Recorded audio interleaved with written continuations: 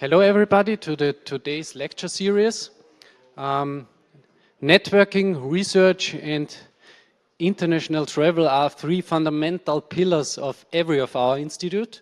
Therefore today we don't present a single institute, but Professor Bimber helped us to attract an international PhD student to present his research.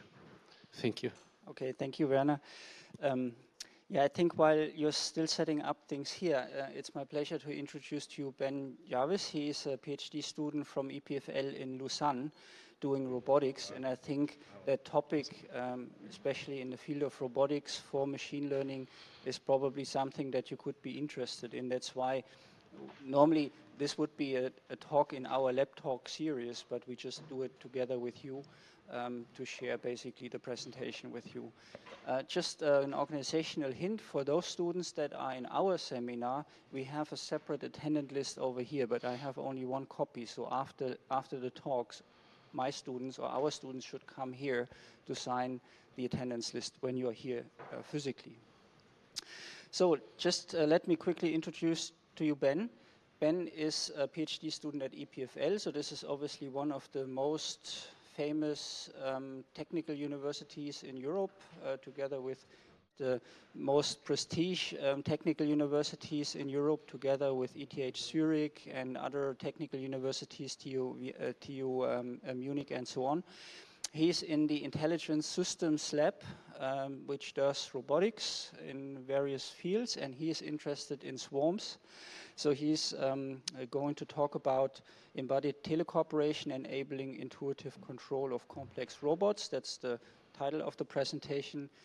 Ben is from Tasmania originally. He studied in Sydney, then did also a bit research at NASA before going to EPFL, where he works on basically swarms, flying swarms, and that kind of user interaction interfaces that you need for flying swarms. And with that, I would hand over to you, Ben. Sweet. Thanks, Oliver. All right. Hi, everyone. Yeah, so I'm Ben. I think that was a pretty good summary of kind of what I've done in the past. I came from Australia. I thought Europe was kind of cool, liked the mountains, so I moved to Switzerland. Yeah, so I'm going to talk about embodied teleoperation. So teleoperation is basically when a human's controlling a robot. So we're all pretty familiar with, say, if you're flying a drone, you'll probably be holding a controller. The drone might have a camera, and you can see out of that camera. So that's teleoperation. It's a really easy way, intuitive way to fly a drone.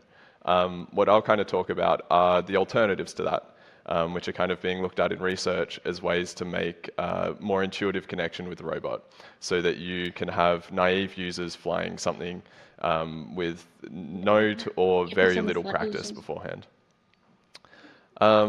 Before I get into that though, all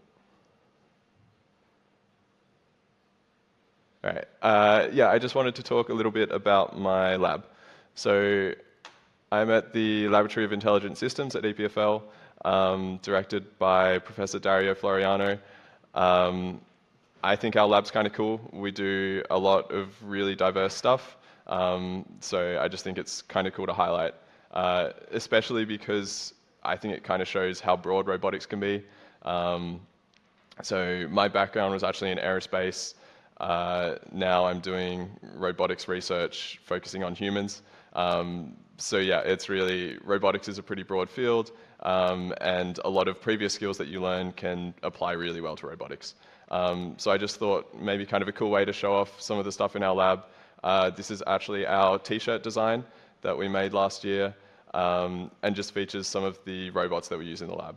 So we have a pretty big mix of some people who are like purely hardware people. They just build robots all day. And then other people that are purely on learning or software, looking at how to control all these really cool robots. So I just thought I'd kind of show off a few of them. So kind of the biggest theme we have in the lab are avian-inspired robots.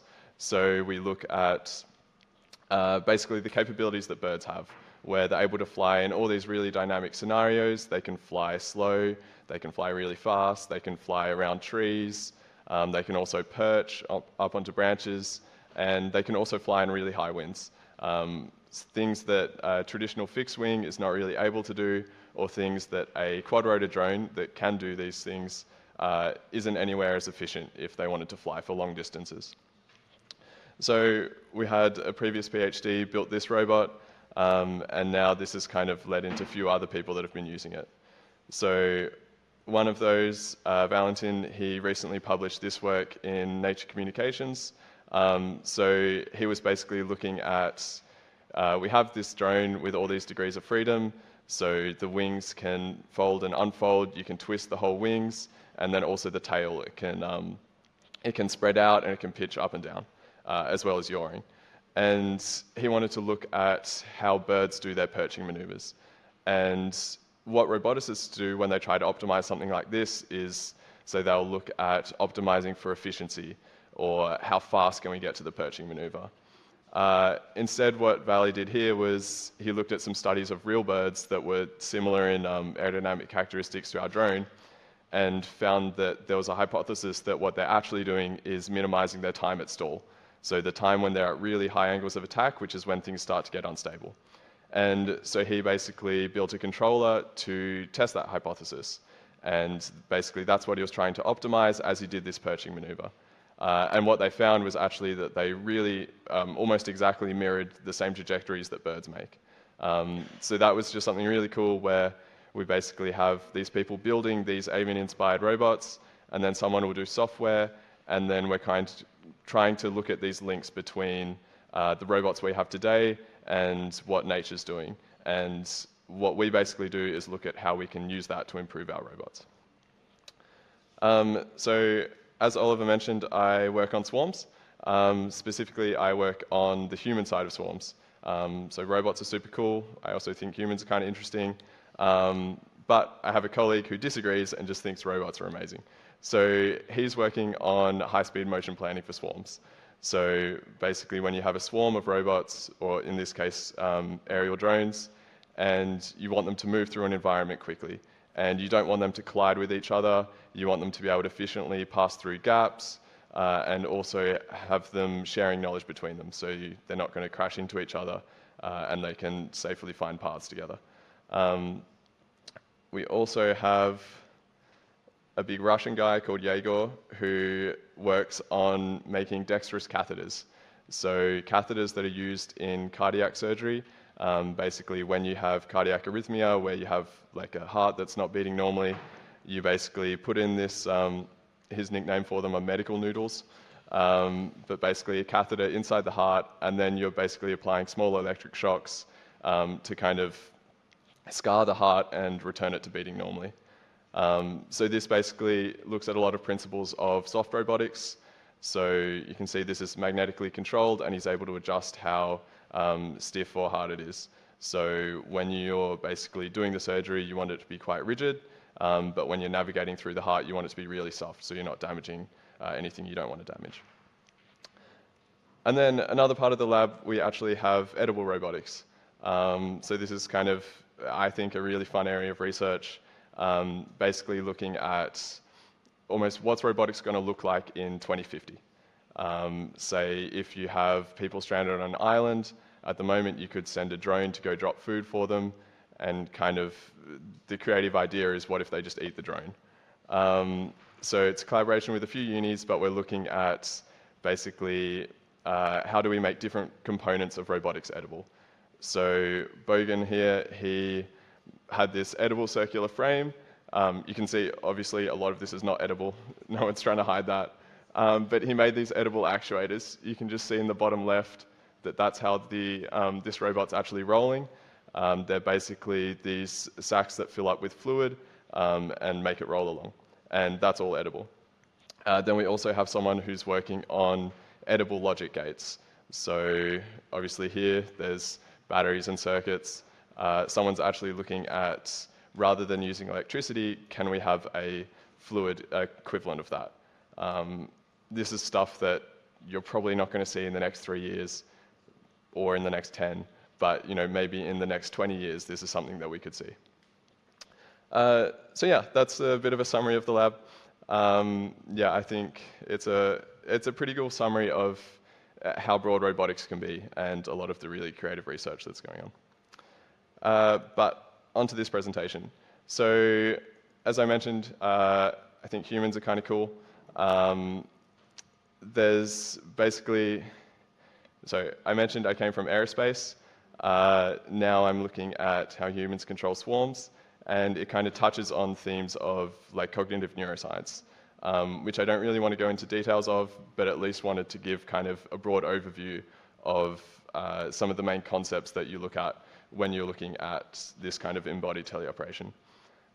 So immersiveness, presence, and embodiment, they're kind of words that get thrown around a lot, so I also just wanted to define those at the start. So immersiveness is basically an objective measure of how much you're able to engage someone's senses when they're interacting with the system. Obviously in this presentation I'm talking about teleoperation, but this is also stuff that gets used a lot in, say, virtual reality, but can also extend to, say, movies, even reading books. And immersiveness is objective measures. You look at specs like fields of view, display resolutions, types of audio feedback, and it's basically the ability to engage your body senses. And having high levels of immersiveness allows you to create senses of presence and embodiment in your users. And these are subjective senses, which are then a lot harder for people to quantify. They often come down to doing questionnaires, but ways to actually measure these explicitly is basically its whole own research area. But presence is, I guess, colloquially known as like the sense of being there. So presence is something that you can have in movies and books. If you really associate with characters or environments, you can imagine yourself there. Same thing in teleoperation of robots, where if you have, say, a really seamless visual pass-through, that can almost become indistinguishable, and you can process the environment really well. And then that goes on to embodiment, which is, I guess, the title of this presentation. So embodiment can be broken down into 3 definitions of a sense of ownership, so control over the thing you're embodying, sense of agency. That's basically this, ownership is the sense that you own it, agency is the sense of control, and then self-localization, which is quite similar to presence, and it's basically feeling like you're in the same space as that thing. So it's a bit of a weird concept, but basically if I'd ask you about your body, you'd probably say, most of you, that you have 2 legs, 2 arms, torso, and a head. Looking at embodiment is basically the idea that that's actually malleable, that we can start to play with that your body isn't just your physical body. So there's a lot of really cool research that looks at how we can kind of mess with that, look at playful ways to kind of have people have out-of-body experiences or associate with something else. Perhaps the most famous example is the rubber hand illusion. So just before this plays, basically you have someone sitting at a desk, they have both their hands out, and then you put a board in between one of their hands. So they can't see this hand, and then you basically have a rubber hand here that they can see, and then you apply some sort of haptic stimulus at the same time to both the rubber hand and their real hand. So what you'll see when I play this video is that there's someone with 2 paintbrushes, and they're brushing someone's fingers at the same time as they brush the rubber hand.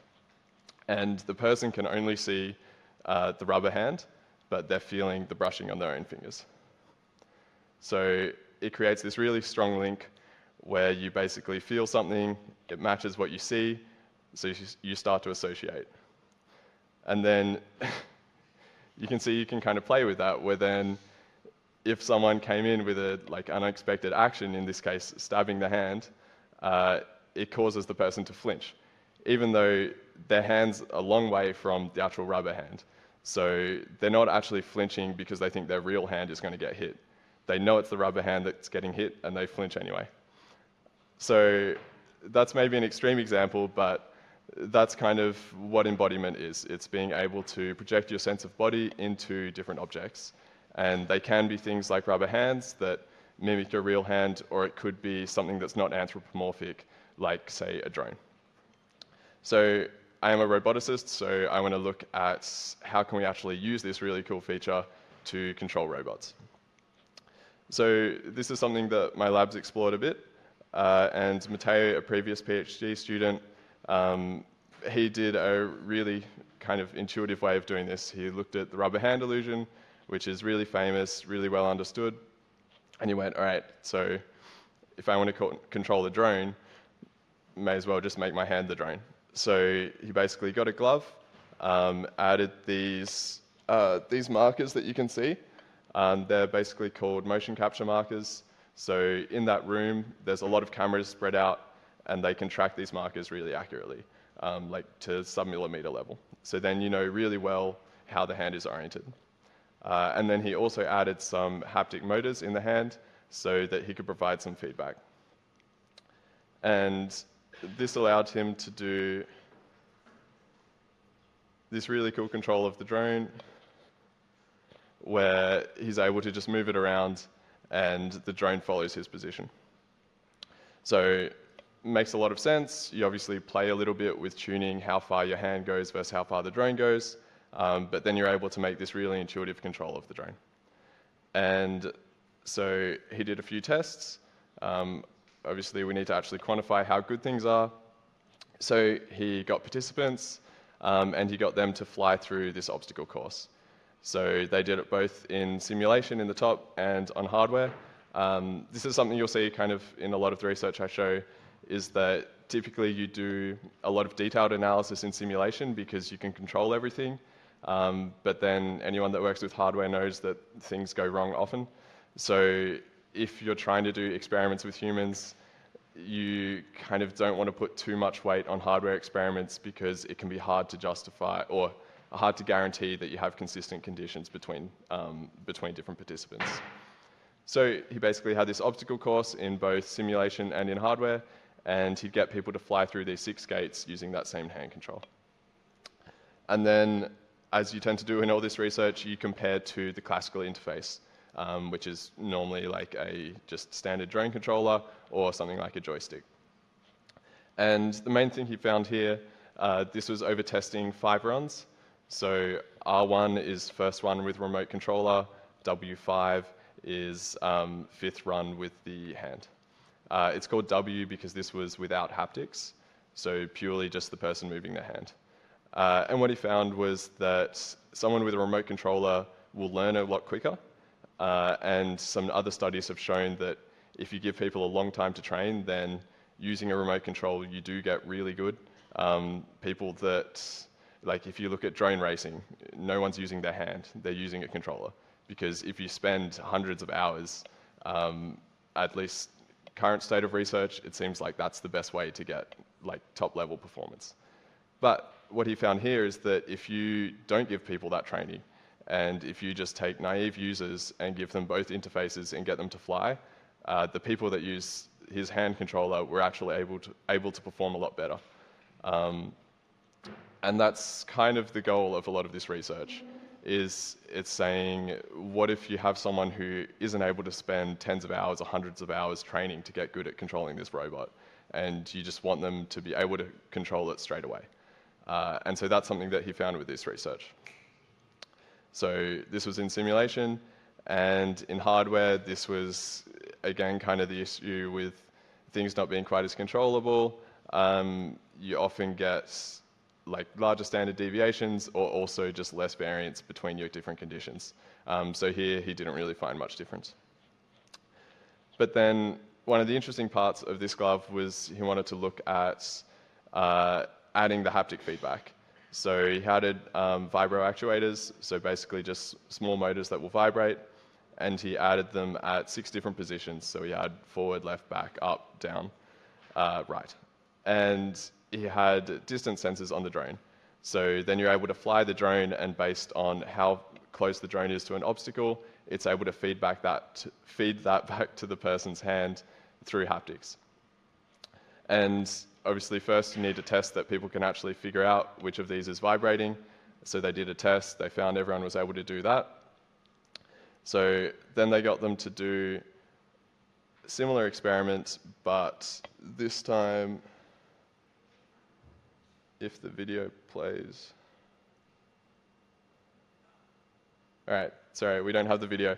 But you can see here he has walls set up, and they would just demonstrate that you're able to get quite close to the wall, and then the haptic glove starts vibrating, and then they go the opposite direction. So then when they repeated the experiment, they found that basically people with haptics would perform a lot better than people without. And this is quite a simple implementation. It's just a one-dimensional sensor fed back to one motor. It's really simple, like one line of math, but it made a huge difference. So reduced collisions by 50% in people. And this was especially noticeable in simulation because they had featureless environments. So environments where you don't have much visual texture or you don't have much context of scale, it's really useful to add these different sensors because then you're able to get more information about basically where you are in the environment. And obviously, people tended to prefer it a lot. So this is kind of a similar scenario that you follow in all this research. You look at task performance, and then you also have surveys at the end where you ask people what did they prefer, why did they prefer it, and then you can get specific about if you're trying to look at how tiring something is, you might ask questions like that. But in this case, it's not the most interesting scenario because there's a drone right in front of you. You can see the drone. You can see your hand. So can we make it first-person view? Obviously, one of the points of teleoperation is that you want to be able to explore environments. So how do we look at creating this sense of embodiment in a way that we have first-person view so we can go out and explore something new and not just control a robot in the same environment we're already in? So this was some research that the lab published in the Proceedings of the National Academy of Science, so quite a cool journal, where basically they looked at adding a head-mounted display to people and then a lot of sensors on their body. So they also had motion capture again, so they could track your limb motion and basically reconstruct after the experiment how people's upper body was, whether they were leaning, whether they had bent their elbows, shoulder joints. And then they also looked at, say, muscle activation to see if people start tensing their torsos or if they're using shoulder muscles. And then what they would actually do for this experiment is you would sit down wearing all this sensor gear, wearing a headset, and you would watch a randomized but controlled scenario of a fixed-wing vehicle that would fly and do a series of maneuvers. And they would just instruct people to do what you would do if you were controlling this thing. So you're watching it, you'll see a fixed wing, it'll like pitch up, it'll pitch down, it'll roll right, roll left, and they just instructed people to imagine that you're controlling it, do what feels like an intuitive maneuver. And in this, they found that there were two main strategies that people would use. All of them would use their torso. So that was really intuitive. I guess if you're sitting down, flying a fixed wing, and it pitches up, you're probably going to lean back. And that's what they found with everyone, except these two outliers that I'll show. And then the main difference between these two strategies was some people would just keep their arms out like this. I guess when you're flying, this is really intuitive. You put your arms out, you feel like a bird. Whereas some people would actually start using their hands in this motion. So when they would pitch down, they'd tuck their hands in to go faster. When they'd pitch back, they'd put their hands out.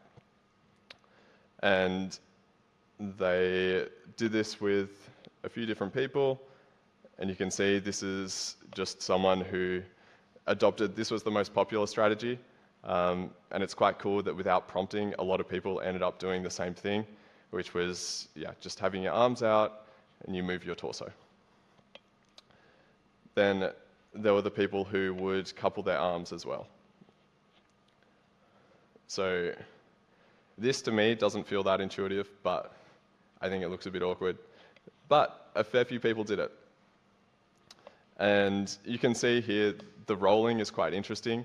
You don't tend to just turn or just lean your torso. It tends to be a combination of both. And that's something that I'll kind of get back to later. And then, as is always in the case with human research, you end up with outliers, which I'm now learning is a huge headache when you're doing research and you see someone doing something like this, because you're not allowed to tell them not to. You're not really allowed to interfere, so you just kind of watch it and accept that there's people like that. So then what they did with all this was they had all these participants and they basically trained a controller based on this research. So in this case, it was quite simple. They were just mapping directly like torso motion to pitch of the drone you're controlling. And then people were able to fly in simulation in this environment you can see here, where they had a series of waypoints. They had an arrow just to help them have a sense of direction, and then they were trying to hit all those waypoints. And then it's quite easy to have error metrics based on, say, how fast they completed it, or how close they're hitting those waypoints. And so here they also compared to this really cool simulator we have in the lab called the Birdly. It's made by a company in Zurich. I'll get back to that at the end of the presentation. But basically they compared that interface of using your torso with the Birdly simulator and then also with a standard remote control. And they found that basically people that were using their torso without the arms, so they'd have their arms out like this, they wouldn't move their arms at all. They performed really well. The Birdly performed amazing, but that's also a super expensive device, basically tailor-made for this and not that accessible or portable. But they found that they got quite similar performance. You can see this one on the left, just using people bending their torsos. And then they also found that they did testing over multiple days and found that people retained their the torso control quite well. So that was something where you can see variance over using the joysticks was quite high over multiple days, whereas it seemed like if people came back a week later, they wouldn't have degraded basically in their ability to control with their torso. And then, of course, they had to try and do it again with a real quadrotor. This is just kind of what everyone has at the end of these papers, just to show that what we've made is actually possible in real life. It's not just something that is like a video game. They're really cool. They add a lot to papers, but they often take more time than everything else. So this is cool, but we wanted to look at, can we control different robots, and especially different types of robots. So not just, say, a fixed wing and a quadrotor, but something completely different. So like a manipulator. So here we looked at basically these 3 different types of robots with different degrees of freedom. So a fixed wing that had control of roll, pitch, and speed, a quadrotor, and then the manipulator. The manipulator, you're basically just controlling the end effector, which is the bit with the gripper. So you're not worrying about all the different joints in that arm. You basically just control the position and angle of the end of it. And here we followed the same experiment or similar experiment protocol where you would sit down with the body tracking and a head-mounted display, and you would watch a view, something like this with the arrows, and you would basically just mimic whatever you wanted to do. So people aren't given prompts of, say, suggesting that torso is a good way to control it. You leave people completely free to do whatever feels natural to them. So this is an example, just reconstructing from one of the participants' body motion as they were controlling the fixed wing. And you can see at the start there's that kind of initial bit where they just get some sense of what they're actually controlling. So you don't just give them a heads-up view and they need to figure it out. And you can see that there's just this series of discrete maneuvers, and then the person does what they feel. And obviously there's a bit of lag with the person seeing something and then reacting. So this is something that you need to account for later. So when we did that across the 4 different robots, we found quite distinct patterns. So we tested the fixed wing with and without speed control and found that basically when you add speed control, it might be a bit hard to see, but when you add speed control, people start using their arms and basically tilting them to control the speed. Whereas if you just have pitch and roll, people basically only use their torsos. With the quadrotor, it became more natural to use your hands as well. And then with the manipulator, people would basically just use their hands. So some would use both hands, but a lot of people would just use a single hand. And this is where you kind of see the right-hand bias, where it might be hard to make out, but basically the right-hand bars got used more because we have more right-handed people. So basically, we did this study, looked at, okay, before we go further, are people actually behaving differently with different robots?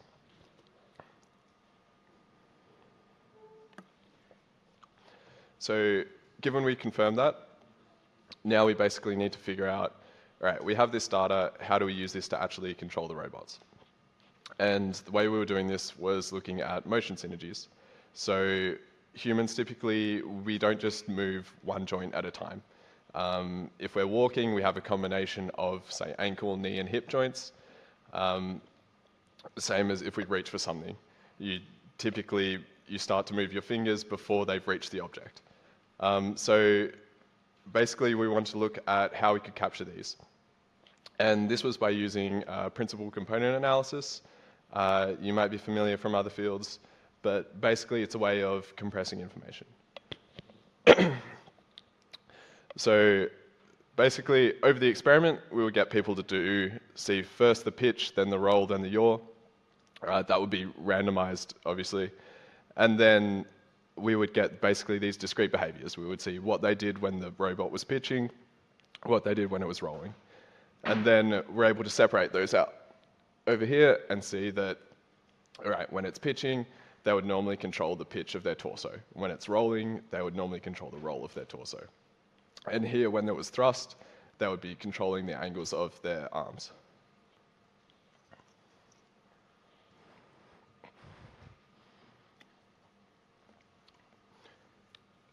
So, after we extract all that, the motion synergies, the way to actually get to the control is good old-fashioned linear regression. We tested some different regression models, but found that actually, when you have a human in the loop like this, linear regression works really well because you're not just trying to maximize a regression score. You have a human at the other end of it who's going to be using the system, and linear regression is actually really intuitive for them. They're able to kind of follow the trend and react to it. So basically, first we use PCA. We separate all the body kinematics into these three, in this case three, motion synergies, and then we perform regression on those actual motion synergies. And the idea is that people aren't just doing, say, purely pitch at one point and then purely roll, that when you're actually going to be flying the robot, you're going to be doing some combination of the two. And then something we found was that in the same way we used principal component analysis basically to compress the information and avoid overfitting, we want to do a similar thing of, in a lot of this human research, it's about avoiding overfitting. There's a lot of information with all our kinematics, and so we don't want people to have to replicate exactly the same maneuvers that they did during training as when they're controlling. So we actually found that by filtering out some of the lesser used, at least in terms of angle, lesser used kinematics, people actually performed a lot better. So when you pitch forward, you might shrug your shoulders a bit as well, but you're not really doing it consciously. So sometimes you might do it, sometimes you might not. And we found that if we filtered that out, people would tend to perform a lot better. So this then allowed them to actually control robots.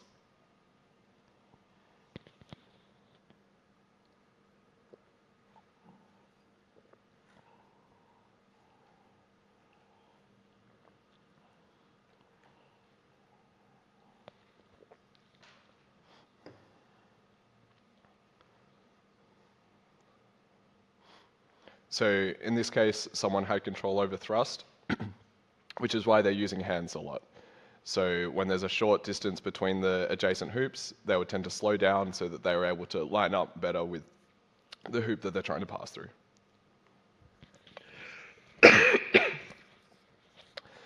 It's not COVID.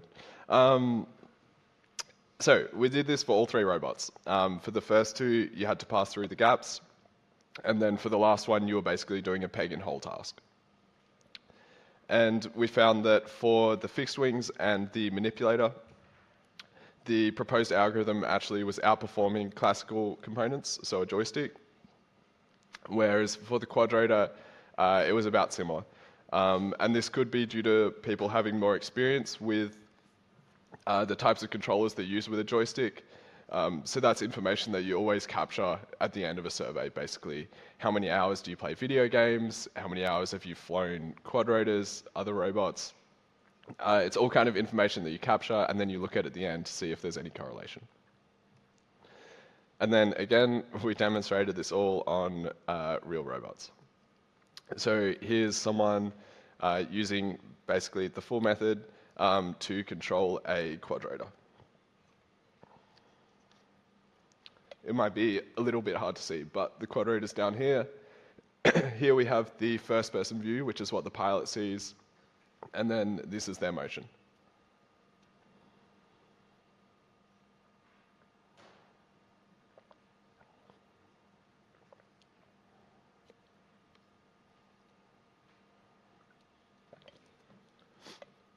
So you can see they're able to control altitude through their pitch. So they can go over obstacles, under. He's able to control speed so that he slows down as he approaches this gap, is able to line up and then pass through. But these last 2 methods that I've shown have all used motion capture. So all these big cameras around the corners of the room, very expensive, very accurate, not very portable. So we wanted to look at, if we actually need to use this out in a field, how can you make it portable? So Corinne, a previous PhD, basically developed a thing called the FlyJacket. And it's a wearable alternative to having this motion capture suit.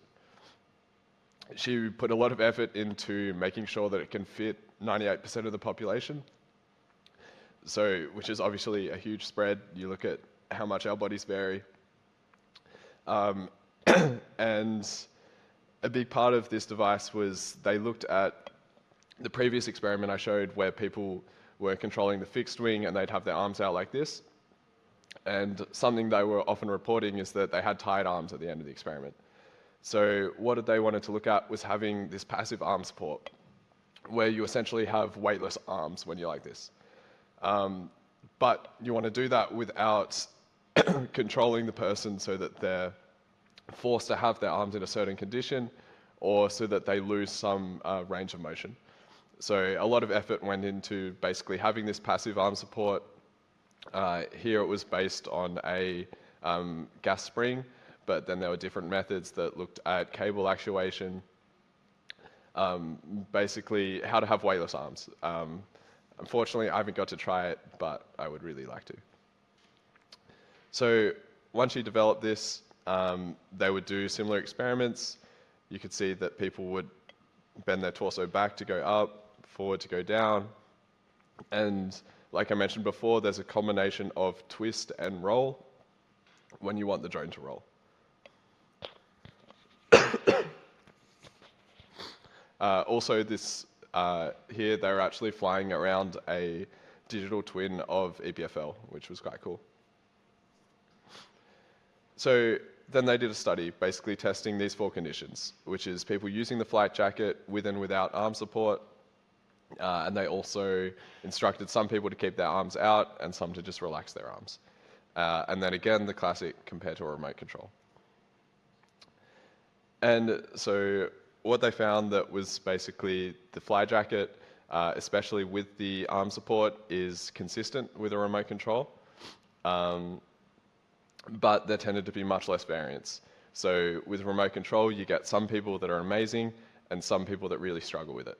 And one of the big advantages of these kind of embodied devices is that they're intuitive. So you get a smaller spread of performance between people. So they did 2 tests. The previous one was basically flying above buildings. You had a lot of space to maneuver. And then they did one going between the buildings. And they found basically they just wanted to stress people more. So that they had to fly a lot better to actually complete the obstacle course. And here they found the big difference of if people didn't use their arms, they were a lot worse. So if you're just flying simply, you don't need your arms. But once you start to be more dynamic, you actually fly a lot better if you're using your arms. And with and without support didn't have a huge difference in terms of flight performance, but had a big difference at the end if you asked people if their arms were tired. It was pretty clear that people that held their arms out like this for 10 minutes, they didn't enjoy it. And then it was really interesting. They had a question at the end of this study of, did you feel physical discomfort? And I think the hypothesis is that it will be similar to this question, where people with having to hold their arms out, maybe they start to get shoulder cramps. What they actually found was that people that were using the remote control had significantly more physical discomfort than all the other methods that were wearing the FlyJacket. And they think that what this actually came down to was people getting motion sickness. So basically our visual system is really coupled to how we move. When you turn your head or your body, what you see changes. And when people were using the remote control, they were no longer moving their body, they were sitting stationary, but what they would see would change. So people were getting motion sick a lot faster. Motion sickness is something that's really hard to avoid with VR headsets. We tend to all get it at some point, but it basically comes down to the more natural you're able to make the engagement, the less motion sick you get. So the more feedback you're able to provide people, the more you're able to get them to use different parts of their body. And then again, demonstrate it on a real robot at the end.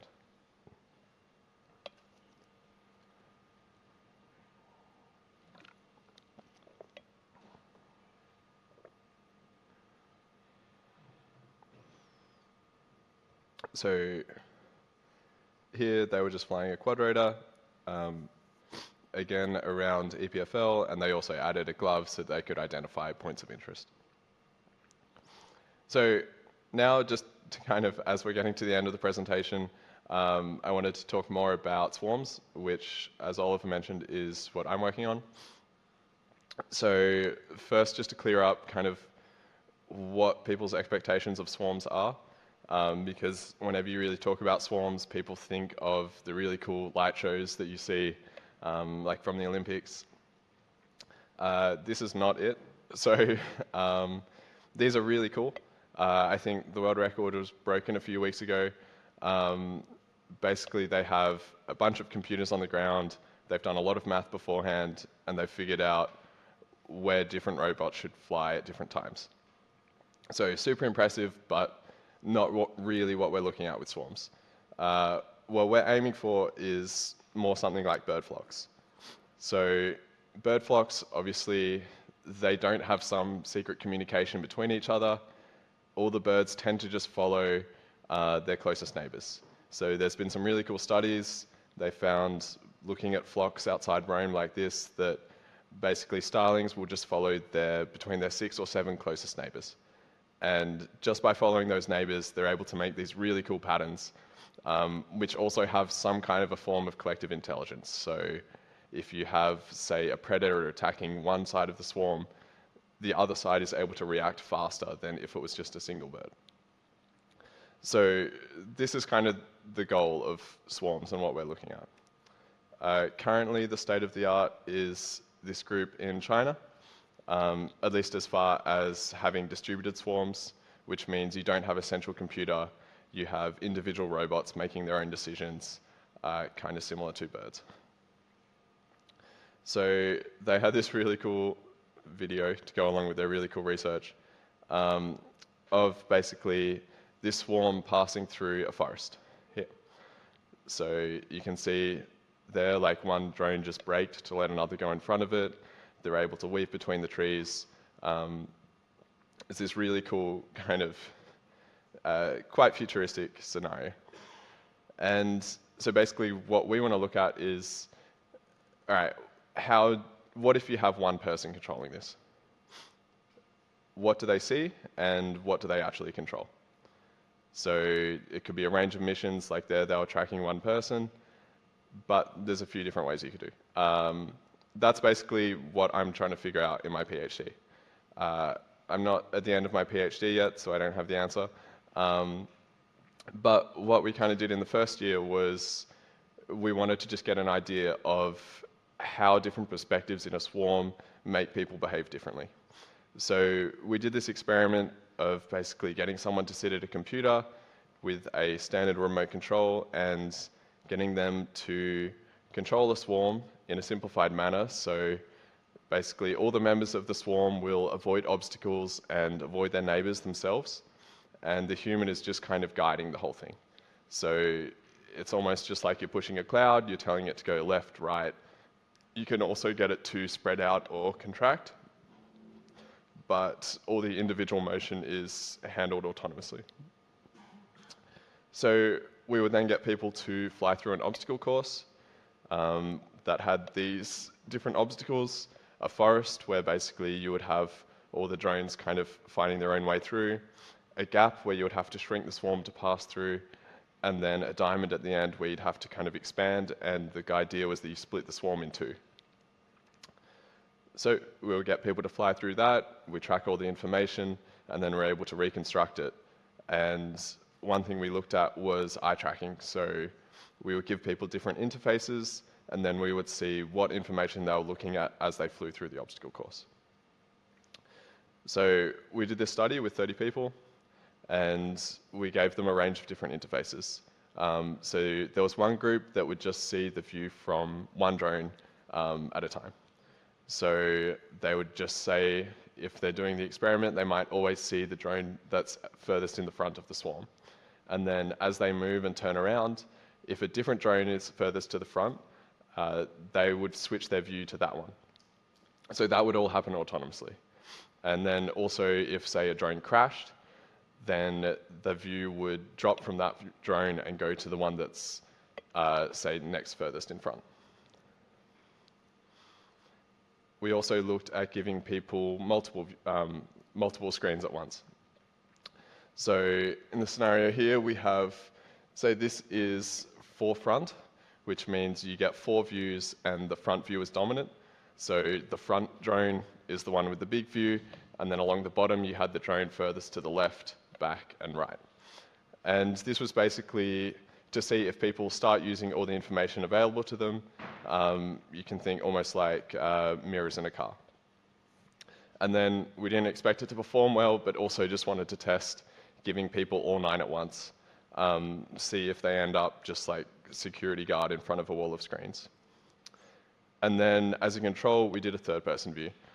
This is basically something that's done quite a lot in literature, but is almost a bit more impractical in the real world, because part of the benefit of a swarm is that they're redundant. If one drops out, there's another drone there to take its place. Whereas if you have this third-person view, you basically have this kind of central important key drone that you don't want anything to happen to. But we figured it was important to include. So then we have a range of metrics, classic task performance, looking at how well people navigate the obstacle course, how many crashes, how well they can follow the path. I mentioned we also had eye tracking, so we can look at how much people shift their attention between different views and when they do it. And then we also have the classic surveys at the end. So one of the main takeaways was that people would really prefer views from the back of the swarm. And also that they really hated having all 9 at once. That was pretty intuitive. Turned out 9 is just way too much information. People kind of don't care about it. And they relaxed a lot more when they're at the back of the swarm, compared to if they were, say, at the front or the left or the right. So the NASA TLX survey is quite a well-used survey, basically for measuring task load, so like how demanding a task was. So we looked at mental demand, found that unsurprisingly, if you give people 9 screens at once, they find it really demanding, they kind of switch off a bit. Then we would also look at, say, all the single views as well. Frustration was similar things, but we would find that views at the back of the swarm were less frustrating. So people tend to be more relaxed, and this is something that I'll get to later as well. And then we also looked at temporal demand, so basically how much time pressure you felt. This is something where the instructions didn't change at all between people, but we found that when you're at the back of the swarm, you felt significantly less time pressure. So this was a really interesting finding. Basically, people in all scenarios were told that they had to optimize for how fast, how safe, and how evenly they got a distribution on that last timed obstacle. But they tended to feel less time pressure when they went at the back of the swarm, even though they were also flying a lot slower. So this is something that we actually found agreed with some other research in swarms, which is basically that when people are trying to keep track of multiple robots at once, your sense of time actually starts to slow down. So you might be familiar with the flow state, which is something people experience in, say, some extreme sports, where basically when you have a task difficulty that's kind of matching your capabilities, you get into this kind of flow state where your time perception starts to change. And so this is where it's kind of hypothesis, but it seems like a similar sort of thing starts to happen when you're flying a swarm and you see either a lot of robots or very few robots. So when we looked at the number of surviving drones, it was also similar behavior where the views from the back would tend to have a lot less crashes, whereas views from the front would have significantly more crashes. So this was basically when you're in the front, all the drones are behind you, people would just forget about them, assume that they're fine, they just kind of go straight through the obstacle course and have more crashes. And then unsurprisingly, when you're at the back of the swarm, you are able to follow the path a lot more accurately. So when we looked at eye tracking, we found that basically over a whole test, we would track the gaze at, I think it was 8 times a second, basically where people were looking on the screen.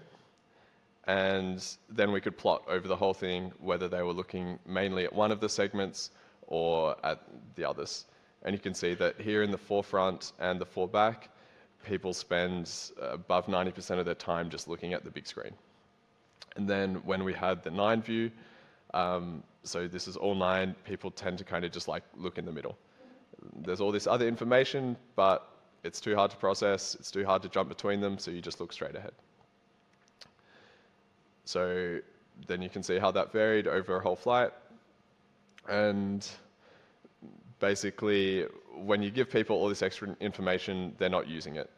They just look at the biggest thing or the thing right in front of them. So we wanted to look at whether that changes during a flight. Say, when you come up to an obstacle course, does that change and you start to actually look around? So we computed the basically visual inequality, where if it's low, it means you're looking at multiple views at once, or in a small time window. If it's high, it means you're just looking at one. So basically here, when it's a flat line at the top, it means someone was just looking at a single view. When it drops, it means they look at others. And this is kind of what we hypothesized, is that we would see people start to use the other views as they approach the different obstacles. But when we average that across everyone, turns out no. It was pretty constant the whole time. So now going forward, that's kind of the goal of what we're doing next is, all right, if you just give people this kind of boring interface of a 2D screen, turns out they're not really going to use all this information. They just look at one view because most of the time that's all you need. So the goal of my PhD is kind of how do we get people to maximize the use of information? So there's all this information in the swarm. How can we make it really intuitive so that people can start to use that in an easy way? And so that's kind of where we come full circle back to the embodiment, where the goal is now, say, instead of just controlling with a transmitter, we bring in the body control. So we try and create this really intuitive link with a swarm, and then see if people can start to use all those different views at once. And then kind of the fun note at the end is kind of our side question is, do humans flock like birds? So I mentioned we have this really cool birdly simulator. They basically get sold to arcades, and people use it as kind of just a game. We ended up with one in the lab. I don't know how, but we have it. So when I started my PhD, my professor kind of told me, go and do something with this, go do science. So what we did was I worked with a student and we made this bird flock simulation. So you can kind of ignore the background, it's kind of deliberately boring to stop people looking at it. But we got a new headset with eye tracking and we get people to fly in a flock of birds. And we basically track which birds you look at. So this is basically because a lot of swarm research came out from people studying bird flocks, and there's a lot of research about how birds actually flock, which birds they pay attention to, and we have this cool setup where we want to see what humans do in the same scenario. So we get people to fly around in a bird flock, and we see which birds they pay attention to. Is it always the one right in front of them, or do they kind of switch between others? And do the people that look at one fly better than the people that look at others? That's kind of the main thing we want to explore, just because it's a really interesting question and it's something that we're able to do. But then we're also going to see at the end of, all right, my main research is about how one human can control a whole swarm, and here we're kind of looking at what if you're just one member of the swarm, and we kind of want to see if there's some way to combine those two. Where you can get people to, say, jump between control of the whole thing and control of the individual. Cool. That's all. Thanks.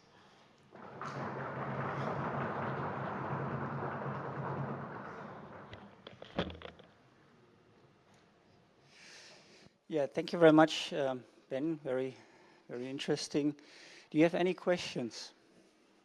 Anyone?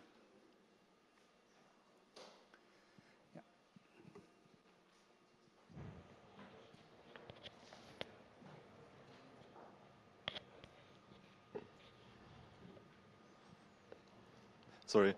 Have you tried, like, I noticed from cars sometimes they have like cameras around, and when you kind of park, like you get a top-down view of the car and it's kind of easier to get all that information in. Have you tried something like that with the drones? Yeah. Yeah, really good example actually. So the ways cars do that is through image stitching. Basically, you have a series of fixed cameras at points on the car, and then you're able to stitch all those images together.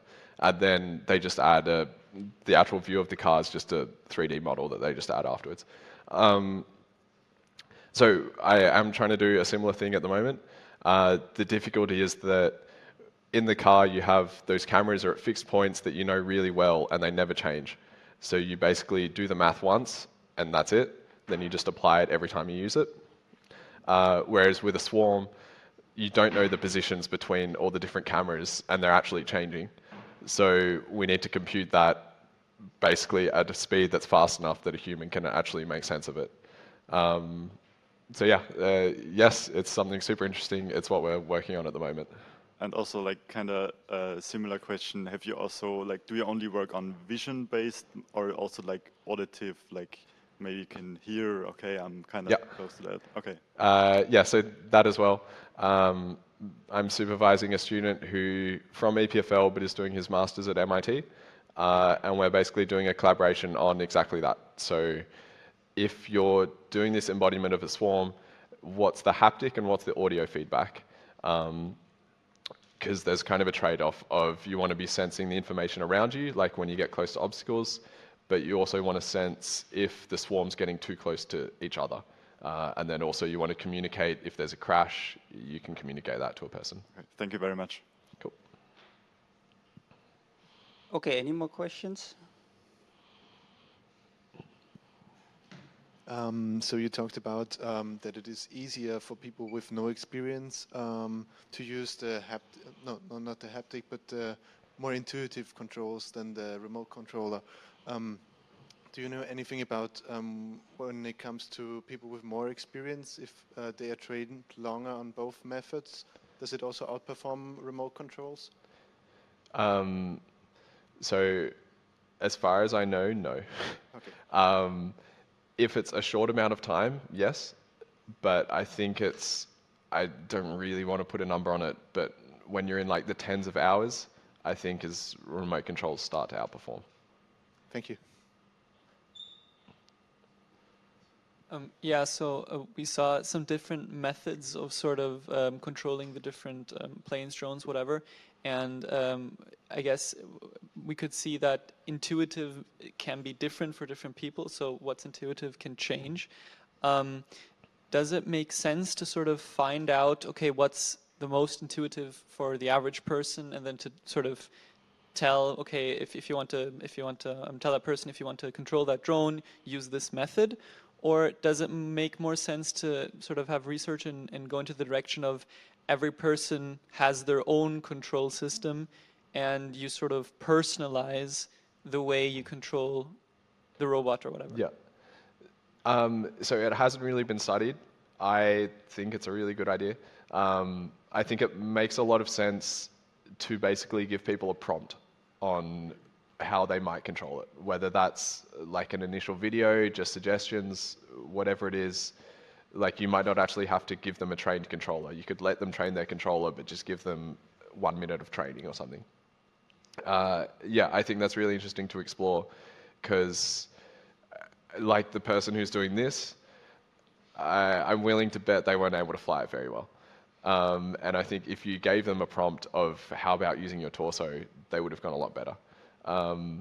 So yeah, I think it's a trade-off. At the moment in research, people tend to just lean towards letting people do whatever they want, or constraining them exactly to follow something. Because when you kind of get between that, it gets a bit harder to get clear data, but I think it makes a lot more sense from a user point of view. And then follow-up question, if that's okay. So because we said that the normal remote controls after some training generally outperforms the more intuitive moving your body thing. So is the whole idea of this research to just make robots more accessible to more people? Because I guess in a specialized field, if you actually want to train a person, then a normal remote control works better, right? So is the whole idea to just make it more people able to fly drones? I think there's two main parts. So one, yes, making it more accessible to people so that it's not a high barrier to entry to fly a robot. The other is for complex scenarios. So like a swarm, if you think actually having that embodiment is going to help you do the task better, then I think it makes more sense to go with these embodied interfaces. And then also when you have like quite complex scenarios of, you can look at like legged robots.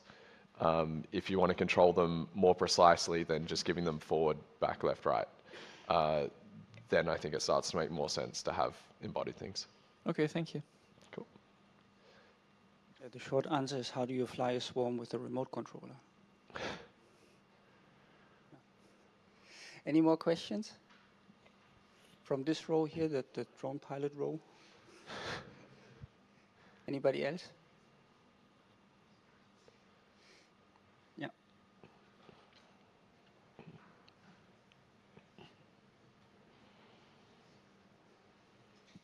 Thank you for the nice talk. There were many questions in Zoom. We now need to guess which. So there's 99 plus in chat. Yes, I have some here. I just read some random ones. Would it be possible to apply these ideas for controlling to other technologies, for example, to reinvent how cars are controlled? Sorry. So applying kind of body-machine interfaces to change how we control existing technology? I guess yes.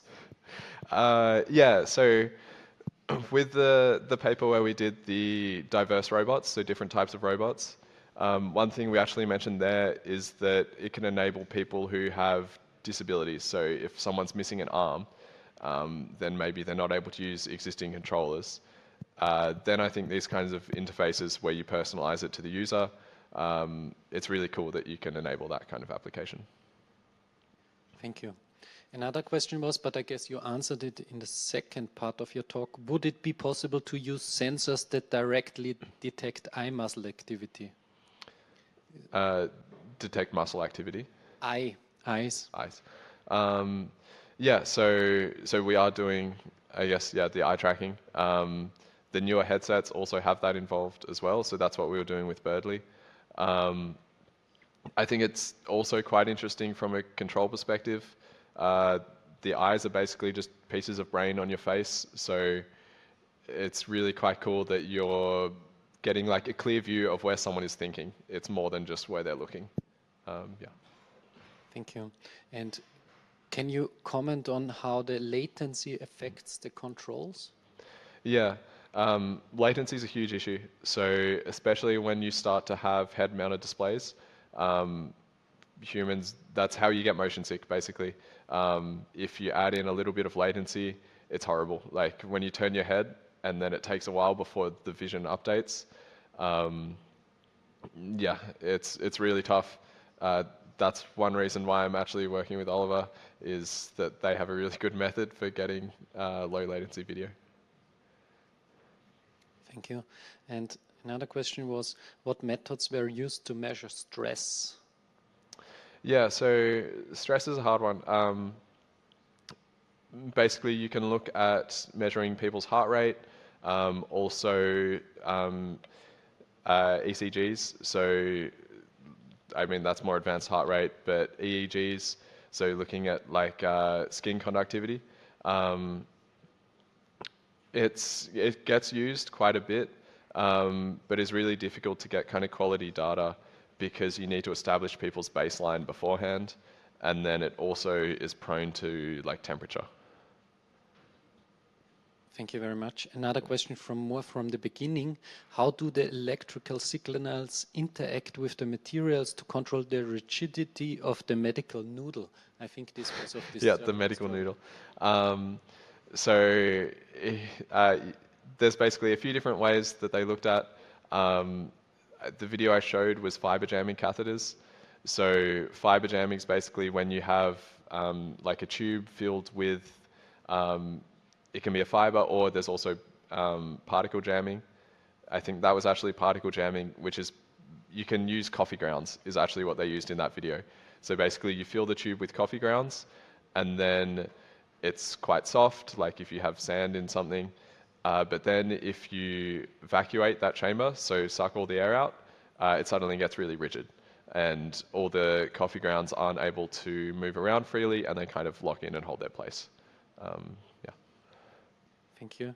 And the last very general question, does the work at your lab use insights from biology to develop robots? Yes. Thank you very much. You're welcome. There's also Oliver.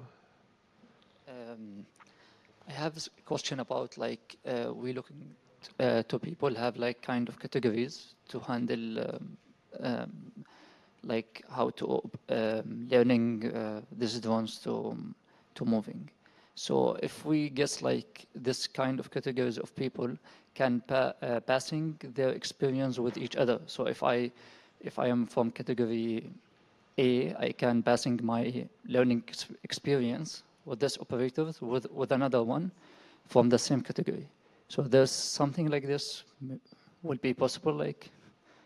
Sorry, you're asking about could one person pass on their learning experience to another? Yes, but like from the same category, like.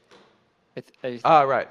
So yeah, so something we need to think about when we make these studies is who does what and in what order.